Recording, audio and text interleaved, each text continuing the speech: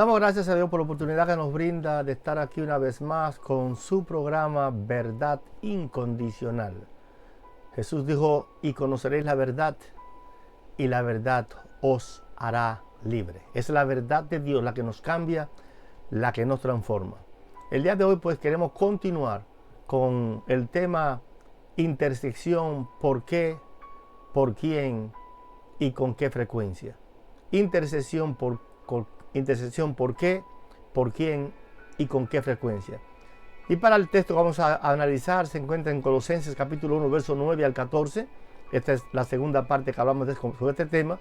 Dice el apóstol Pablo, por eso, desde el día que lo supimos, no hemos cesado de orar por ustedes y por pedir que sean llenos del conocimiento de su voluntad, con toda sabiduría y comprensión espiritual. Así vivirán de manera digna del Señor, agradándole en todo, darán frutos en toda buena obra y crecerán en el conocimiento de Dios y serán fortalecidos con todo poder según la fuerza de su gloria, para que puedan soportar con paciencia cualquier situación.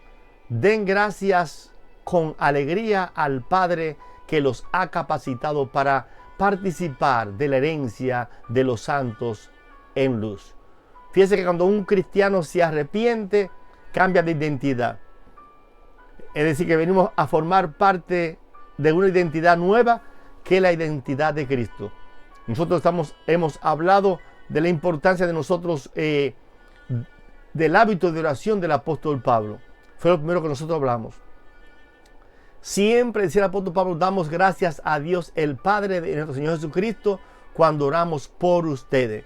Pablo y Timoteo recibieron un reporte de la iglesia de Colosa y de inmediato convirtieron esa noticia en un motivo de oración. El cristiano debe orar los unos por los otros. Es importante que nosotros tengamos en mente, nosotros comentamos este pasaje de Colosenses 1:9, Donald Carson menciona algunos aspectos que caracterizaban la vida de oración del apóstol Pablo. Quisiera solamente tocar algunos de los puntos que Carson habla. Dice que Pablo oraba por personas que él no conocía. Fíjense que Pablo no fue el fundador de esta iglesia de Colosa. Dice Colosenses capítulo 2, versículo 1, porque quiero que sepáis cuán grande lucha sostengo por vosotros y por los que están en la Odisea y por todo lo que nunca han visto mi rostro. Pablo no se limitaba a orar por el círculo de sus amigos o por la iglesia que él conocía. Y es un problema que tenemos nosotros los creyentes, que a veces solamente oramos por las personas que nos interesan, las personas que nos tratan bien, las personas que nos aman, las personas que nosotros conocemos. Dice Donald Carson, cito, que si el límite más remoto de nuestras oraciones es nuestro círculo de amistades, esto puede estar indicando cuán pequeño y egocéntrico es nuestro mundo. Y sigue diciendo él, por supuesto nosotros no podemos orar por todos los cristianos del planeta, excepto en forma general, pero nos hará bien centrarnos, dice él, en noticias de cristianos que están en diversas partes del mundo que nunca hemos visitado. Enterarnos de lo que podemos, de lo que podamos sobre ellos y aprender a interceder por ellos ante Dios. Esto no solo es una expresión importante del compañerismo de la iglesia, sino que una disciplina crítica que ampliará nuestros horizontes, acrecentará nuestro ministerio y nos ayudará a convertirnos en cristianos universales. No cristianos de la iglesia universal, sino cristianos universales. Cristianos que estamos conscientes que nosotros no somos la última Coca-Cola del desierto, sino que hay un grupo de creyentes que viven en otro lugar del planeta que también aman a Dios de la misma forma que nosotros. Pablo tenía una convicción enorme sobre este punto acerca de la oración.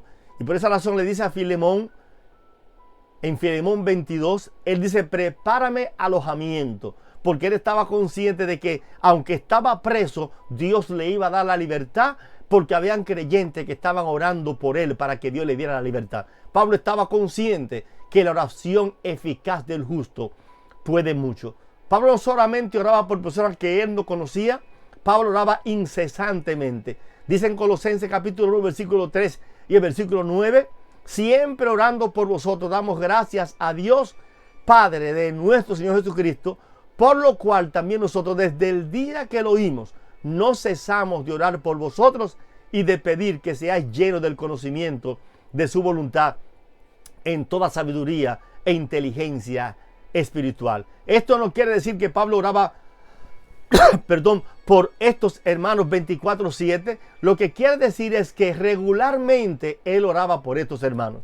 Él sabía que sus oraciones era uno de los medios que Dios iba a usar para fortalecer la iglesia y aumentar la fe de estos creyentes. Dios ha establecido obrar a través de medios. Aunque estaba preso, él sabía que podía contribuir al avance del evangelio orando. No tenemos que ir al lugar, pero sí podemos orar por aquellos que están en otros lugares, que están pasando por dificultades y por momentos difíciles. No sé cómo se siente, pero creo que esto debe hacernos sentir convictos de pecado, porque si somos sinceros, oramos incesantemente por otros, pero el beneficio de los demás y por el crecimiento de otros creyentes, dice en 1 Tesalonicenses capítulo 5 versículo 17, dice la palabra orad sin cesar. Debemos mantener una línea abierta con el cielo las 24 horas al día. Oramos parados, caminando, manejando. Debemos estar en comunión con nuestro Padre Celestial. Es tan fácil hablar con otras personas lo que nos inquieta en la iglesia, que tan frecuente traes tú esas preocupaciones delante de Dios. A veces somos tan ligeros para nosotros quejarnos con otros, pero no vamos delante de Dios a quejarnos y a pedirle a Dios en oración. ¿Qué tan frecuente nos mantenemos nosotros orando por una persona o por la iglesia que nos preocupa por lo que está sucediendo en la iglesia actualmente? Hagamos un autoanálisis. ¿Qué tanto oramos?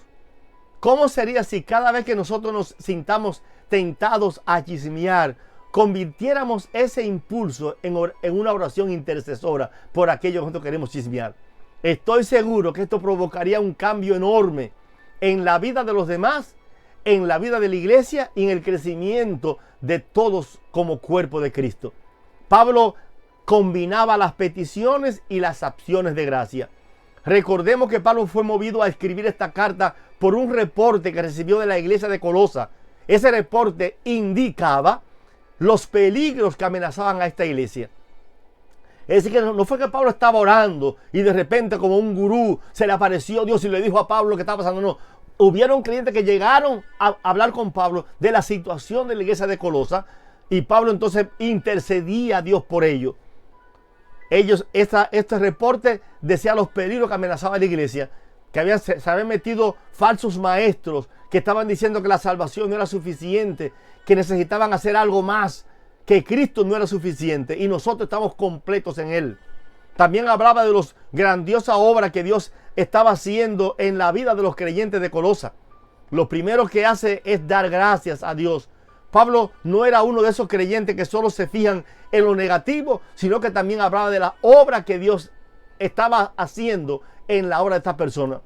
Dice 1 Corintios capítulo 1 versículos 4 y 5. Gracias doy a Dios siempre por vosotros, por la gracia de Dios que nos fue dada en Cristo Jesús, porque en todas las cosas fuisteis enriquecidos en Él, en toda palabra y en toda ciencia. Quisiera preguntarle algo y contésteme usted. ¿No es verdad que a veces estamos tan preocupados por las cosas que están mal que nos olvidamos de dar gracias a Dios por las que están bien? A veces vivimos una vida tan enfocada en las cosas negativas que nos olvidamos que el Dios nuestro no solamente ha traído sobre nosotros la calamidad, sino que también ha traído sobre nosotros la bendición. Y debemos dar gracias a Dios por la bendición que Dios esté obrando en la vida de otros. A veces nos preocupa tanto mi posición que me olvido de la vida espiritual, del beneficio de la predicación de la palabra de otros creyentes. Y a veces tengo hasta cierto celo cuando veo que Dios utiliza a ciertas personas y no me está utilizando a mí. Lo importante aquí no somos nosotros, el importante es Dios. ¿Tú estás atento a las señales de progreso espiritual, de la vida espiritual de otras personas? ¿O solamente estás pensando en las cosas negativas de esos creyentes? Deberíamos sentirnos satisfechos, felices, cuando vemos que la palabra de Dios está obrando en la vida de los demás creyentes. Cuando vemos otros creyentes que están dando frutos dignos de arrepentimiento y que la gracia de Dios se ha revelado en sus vidas. Debemos dar gracias a Dios cuando lo vemos a ellos preocuparse por la obra de Cristo, por la predicación del Evangelio. Debemos preocuparnos por esas cosas. Pero a veces estamos tan enfocados en nosotros que nos olvidamos que nosotros no somos la última Coca-Cola en el desierto, que el grande es Dios. Y que nuestra mayor preocupación debe ser de que Dios obre en la vida de los demás para que el Evangelio sea expandido y esta palabra pueda salir y ser predicada a todas las naciones. ¿Tú estás atento a las señales de progreso de la vida de la iglesia local? ¿Tú le das gracias a Dios por eso? ¿Cuándo fue la última vez que tú te limitaste a traer solo acciones de gracia delante de Dios? Estamos tan necesitados que nos olvidamos de todo lo que Dios nos ha dado ya. Estamos tan pendientes en lo que no tenemos, en lo que queremos, que nos olvidamos de dar gracias a Dios por las bendiciones que recibimos de Dios a diario. Yo doy gracias a Dios todo el tiempo por aquellos creyentes que durante años han estado orando a Dios para que Dios me sostenga, para que Dios me mantenga. Y es penoso de que a veces nosotros no estamos conscientes que quizás estamos en pie por aquellos creyentes que están doblando rodillas por nosotros y que nosotros nunca lo hemos saludado en la iglesia. Hay creyentes que se pasan el tiempo entero orando a Dios, intercediendo por nosotros para que Dios nos use como canal de bendición. Quizá ellos no pueden predicar, quizá no pueden dirigir un culto de oración, quizá no pueden cantar, pero sí pueden orar. Y están orando a Dios. Y algún día, cuando nosotros lleguemos al cielo, tendremos sorpresa cuando veamos que Dios bendiga, felicite la vida de esos creyentes que han estado orando por años, por aquellos que sí pueden predicar la palabra, por aquellos que sí pueden cantar, por aquellos que sí pueden hacer cosas visibles, pero ellos en la oscuridad de la noche están orando al Dios del cielo para que Dios brille en el corazón de esos creyentes. Hermanos, estemos atentos, que Dios nos escucha, no solamente a nosotros, sino a un grupo de creyentes que Dios también los escucha. Hermanos, nosotros necesitamos crecer en nuestra vida de oración. Y un medio para hacer esto es estudiar las oraciones registradas en las Escrituras, para que vengamos delante de Dios como los discípulos. Dice la palabra en Lucas capítulo 11, versículo 1, que aconteció que estaba Jesús orando en un lugar, y cuando terminó, uno de sus discípulos le dijo: Señor, enséñanos a orar, como también Juan enseñó a sus discípulos. ¿Qué tan preocupado estás tú por poder orar a Dios correctamente? Si nosotros preguntamos como punto 2, ¿qué pedía Pablo por los hermanos de Colosa? ¿Cuál era la petición que el apóstol Pablo tenía por estos hermanos? Que Dios los bendijera económicamente, que Dios propagara su beneficio material. Fíjense que las peticiones que Pablo hacía eran específicas. Encontramos nosotros en la parte B del verso 9. Por lo cual también nosotros, desde el día que lo oímos, no cesamos de orar por vosotros. ¿Qué pedía? Y de pedir que seáis llenos del conocimiento de su voluntad en toda sabiduría e inteligencia espiritual. ¿Qué pedía Pablo? Que ellos fueran llenos del conocimiento de su voluntad en toda sabiduría e inteligencia espiritual, para que andéis como es digno del Señor, agradándole en todo, llevando fruto en toda buena obra. Veamos primero el flujo de pensamiento del apóstol Pablo. ¿Qué está pidiendo Pablo por estos hermanos? Él estaba pidiendo que fueran llenos del conocimiento de su voluntad en toda sabiduría e inteligencia espiritual. Pregunta que cabe hacer es: ¿para qué? ¿Para qué Pablo quería que estos creyentes fueran llenos del conocimiento? ¿Con qué propósito? Con el propósito de que ellos pudieran andar como es digno del Señor, agradándole en todo. Porque es nosotros conociendo la verdad de Dios que nosotros podemos andar como Dios quiere que nosotros andemos. Es por esa razón que es importante, es imprescindible que nosotros desde el púlpito o desde esta plataforma nosotros podamos exponer el mensaje, todo el consejo de Dios para los hombres, para que puedan tener conocimiento, el conocimiento de la palabra de Dios, porque es la palabra que nos mantiene a nosotros firmes. ¿Para qué oraba Pablo? Para que ellos fueran pudieran andar como es digno del Señor, agradándole en todo. Colosenses 1:10. Pero, ¿qué significa esto? Crecer en el conocimiento de Dios, fortalecido en todo poder, conforme a la potencia de su gloria, para con toda paciencia y longanimidad, y dar gracias a Dios constantemente con gozo. Algo que quisiera que nosotros notemos es que para que un creyente pueda seguir avanzando en su vida cristiana necesita conocimiento. No el conocimiento humano, sino el conocimiento de la palabra de Dios. Por esa razón es necesario que nosotros nos enfoquemos no en pensar en las emociones, aunque son buenas, sino que nos enfoquemos en la palabra de Dios. Porque la palabra de Dios es la que cambia, la que transforma. Jesús dijo que santifícalos en tu verdad. Tu palabra es verdad. O sea, ¿qué es lo que santifica al hombre? La palabra de Dios. Entonces es necesario que los hombres puedan tener conocimiento de la palabra de Dios. Y es lo que Pablo está diciendo. Yo quiero que ustedes vivan de esta manera. En los versos 10 al 12 parafraseamos. Pero para que eso sea posible, ustedes tienen que estar llenos del conocimiento de su voluntad en toda sabiduría e inteligencia espiritual. Dice Calvino que la fe que no descansa en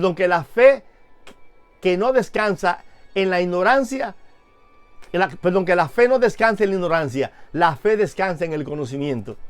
Dice Calvino, repito de nuevo, que la fe no descansa en la ignorancia, la fe descansa en el conocimiento. Esto es algo que nosotros debemos subrayar en el día de hoy, porque hay muchas que profesan ser cristianos y que están en esta época que le han hecho un culto a la ignorancia. Ellos prefieren que los creyentes no conozcan la palabra para ellos poderlo manipular como ellos quieren manipularlo. Y es necesario que el creyente tenga la capacidad de poder cuestionar. Siempre dice a los hermanos, cuestionen. Nosotros no comemos todo lo que nos tiran, lo que nos ponen en la mesa. Nosotros podemos seleccionar lo que nos comemos. Pero para poder seleccionarlo, tenemos que conocer la verdad de la palabra de Dios. Tenemos que hacer como los hermanos de Berea. Cuando Pablo predicaba la palabra, de noche ellos iban y consultaban la palabra para ver si estaba de acuerdo a lo que estaba en las Escrituras. Para ellos el conocimiento, de esos creyentes que tratan de dar un culto a la ignorancia, para ellos el conocimiento es algo sin importancia. Llegando al punto de decir que el conocimiento es dañino. Dice Colosenses, viene de Corintios, 8, versículo 1b, que el conocimiento envanece, pero el amor edifica. ¿Está diciendo Pablo aquí que el conocimiento es dañino para los creyentes? Si esto fuera así, entonces, ¿por qué incluyó Dios en el Nuevo Testamento tantas doctrinas que nosotros debemos conocer? Fíjense que el conocimiento envanece, pero el amor edifica. Pero es el conocimiento humano, el conocimiento que tiene que ver con el hombre. O sea, cuando el hombre tiene conocimiento, cierto conocimiento, a veces nosotros nos envanecemos. Si eso no fuera así, Dios no hubiera incluido tantas doctrinas que nosotros debemos conocer acerca de la persona de Dios, acerca de la persona de Cristo, acerca de la persona del Espíritu Santo, acerca de la salvación, acerca de la iglesia, acerca de muchas otras cosas más. O sea, hay doctrinas que Dios nos ha dejado en su palabra para que nosotros podamos conocerla. ¿Para qué Dios reveló esas doctrinas? Porque Dios quiere que sus hijos tengan un buen armazón doctrinal y teológico. Dice el Salmo 119, versículo 97 en adelante. Dice el salmista, oh, cuánto amo yo tu ley. Todo el día es ella mi meditación. Me has hecho más sabio que mis enemigos con tus mandamientos, porque siempre están conmigo. Más que todos mis enseñadores he entendido, porque tus testimonios son mi meditación. Más que los viejos he entendido, porque he guardado tus mandamientos. De todo mal camino contuve mis pies para guardar tu palabra. No me aparté de tus juicios, porque tú me enseñaste. Cuán dulces son a mi paladar tu palabra, más que la miel a mi boca. De tus mandamientos he adquirido inteligencia, por tanto he aborrecido todo camino de mentira. Y dice el versículo 105, lámpara es a mis pies tu palabra y lumbrera a mi camino. Para nosotros saber por dónde caminamos, necesitamos conocer la palabra de Dios. Pablo oraba para que Dios le diera conocimiento a los hermanos de Colosa, pero también nos manda a nosotros a que también oremos para que Dios nos llene de conocimiento de su palabra. ¿Qué es lo que la Biblia advierte? Que buscar el conocimiento por el conocimiento en sí no será una ayuda, será un estorbo. Como señala Sam Storm, aprender por el simple hecho de aprender puede que expanda la mente, pero no necesariamente transforme el corazón. Es por eso que Pablo pide a Dios que los llene no solo del conocimiento, sino del conocimiento de su voluntad. ¿Eso qué significa? Para muchos, cuando oyen la palabra voluntad de Dios, lo conectan solo con la dirección particular que Dios en los diversos aspectos de su vida. ¿Con quién debo casarme? ¿Qué carrera debo estudiar? ¿A qué iglesia debo asistir? Más adelante vamos a continuar hablando acerca de qué significa esto. ¿Qué significa de que Pablo decía que los llenara de todo el conocimiento de su voluntad? Permita a Dios que nosotros entendamos que debemos orar a Dios para que Dios nos capacite, para que Dios nos equipe a través de su palabra, porque es viviendo, conociendo ese conocimiento de la palabra la que me va a ayudar a mí a poder caminar con paso firme cuando llegue el momento de la dificultad y de la prueba. ¿Es esa mi garantía? No, la garantía es el Espíritu Santo de Dios que ha sido derramado en nuestros corazones. Pero Dios quiere que nosotros conozcamos su palabra para que sepamos cómo andemos, no por vista, sino por fe. Pero para yo poder vivir esa vida, necesito conocer lo que Dios demanda de mí como creyente. Permite el Señor que cuando nosotros doblemos rodillas delante de Dios, sepamos que debemos pedir a Dios para que Dios nos llene de todo el conocimiento de su voluntad y para que nos ayude a nosotros poder andar como es digno de la vocación con que fuimos llamados. Que Dios te guarde, que Dios te bendiga y recuerda que este programa se llama Verdad Incondicional.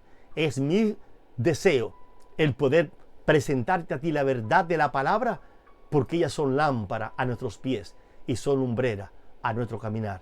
Jesús dijo: conoceréis la verdad y la verdad os hará libre. Es esa verdad la que nos abre el entendimiento. Por esa razón tenemos este programa, que esperamos que tú nos sigas en las redes, tanto en nuestro canal de YouTube como en las demás plataformas. Recuerda, Verdad Incondicional. Que Dios te bendiga, que Dios te guarde y que la paz de Dios pueda sobrepasar todo entendimiento y pueda guardar tu vida desde ahora y para siempre.